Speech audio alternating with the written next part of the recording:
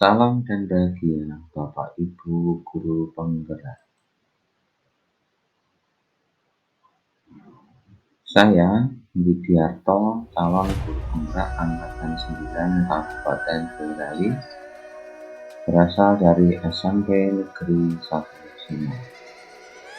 Pada kesempatan ini, saya akan menyampaikan kesimpulan dan refleksi pemikiran Ki Hajar Dewantara setelah saya mempelajari modul 1.1 koneksi antar materi. Ki Hajar Dewantara menjelaskan perbedaan pengajaran dan pendidikan, di mana pengajaran tentu berbeda dengan pengajaran adalah bagian dari sebuah proses pendidikan, yaitu dalam hal memberikan ilmu untuk percakapan hidup anak secara langsung dan batin. Sedangkan pendidikan merupakan ruang bagi siswa untuk bertumbuh secara utuh agar mampu memuliakan dirinya dan orang lain serta menjadi baik.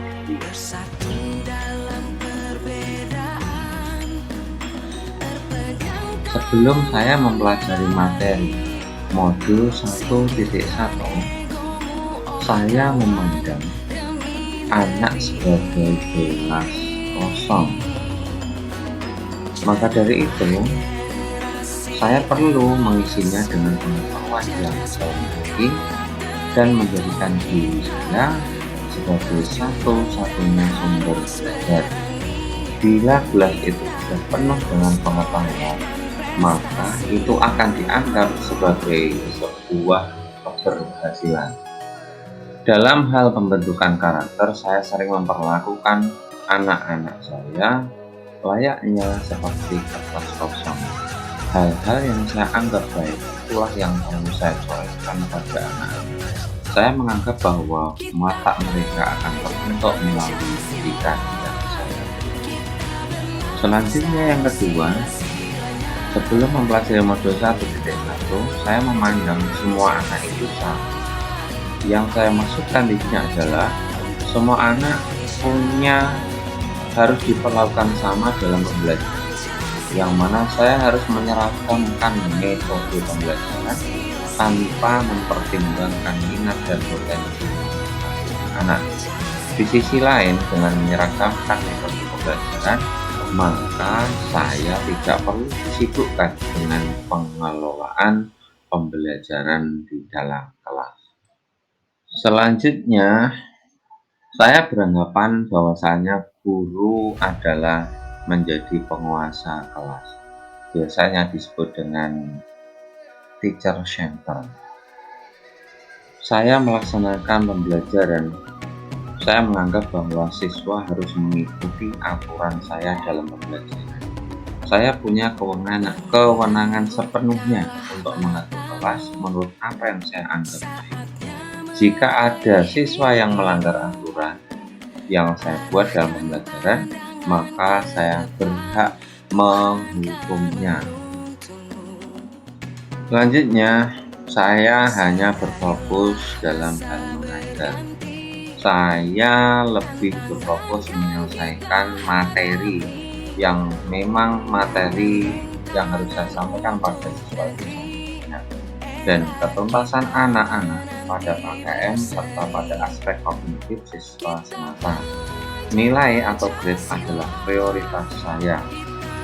Setelah saya mempelajari modul 1.1 tentang pemikiran Ki Hajar Dewantara, saya menyadari bahwa apa yang saya lakukan dan pikirkan selama ini tidaklah tepat. Setelah mempelajari pemikiran Ki Hajar Dewantara dalam modul 1.1 PGB, pandangan saya berubah drastis. Anggapan saya tentang keempat hal di atas yang saya yakini selama ini sebagai sebuah kebenaran adalah sebuah kekeliruan yang besar. Anggapan pertama bahwa yang memandang anak-anak sebagai bulan dan kertas kosong bertolak belakang dengan pemikiran Dewantara. Dengan pandangan tersebut, maka secara tidak langsung menganggap bahwa anak sebagai objek dan saya selaku guru sebagai subjek. Ki Hajar Dewantara menyatakan bahwa hidup tumbuhnya anak itu terletak di luar kecakapan atau kehendak kita kaum didik. Anak-anak itu sebagai makhluk manusia dan benda hidup, sehingga mereka hidup dan tumbuh menurut kodratnya sendiri-sendiri. Dengan demikian, maka saya selaku pendidik hanya bisa mengarahkan tumbuh kembangnya kodrat tersebut. Selanjutnya, saya memandang semua anak itu sama. Anggapan ini tentunya sangat keliru, tidak sejalan dengan pemikiran Ki Hajar Dewantara. Menurut Ki Hajar Dewantara, setiap anak itu istimewa adanya. Mereka punya keunikan dan karakteristik tersendiri sebagai individu. Saya sebagai guru seharusnya memberikan tuntunan pada anak-anak menurut minat dan potensi masing-masing. Hal ini sejalan dengan analogi dari Ki Hajar Dewantara bahwa seorang petani tak akan dapat menjadikan padi yang ditanamnya itu tumbuh sebagai jagung. Selain itu, ia juga tidak dapat memelihara taman padi tersebut seperti hanya cara memelihara tanaman kedelai atau tanaman lainnya. Selanjutnya, tentang anggapan saya yang keliru adalah fokus saya adalah mengajar. Memang benar bahwa tugas guru adalah mengajar. Namun menurut Ki Hajar Dewantara itu belumlah lengkap. Tugas saya selain mengajar adalah mendidik. Mengajar hanya berfokus pada hal-hal yang bersifat lahiriah atau fisik, sedangkan mendidik berfokus pada hal-hal yang bersifat batiniah atau mental. Selain itu, mengajar hanya tertuju pada pencapaian nilai unggul, sedangkan mendidik lebih diarahkan pada pengembangan nilai atau value pada anak. Selanjutnya, anggapan saya yang keliru adalah menjadikan diri saya adalah penguasa kelas.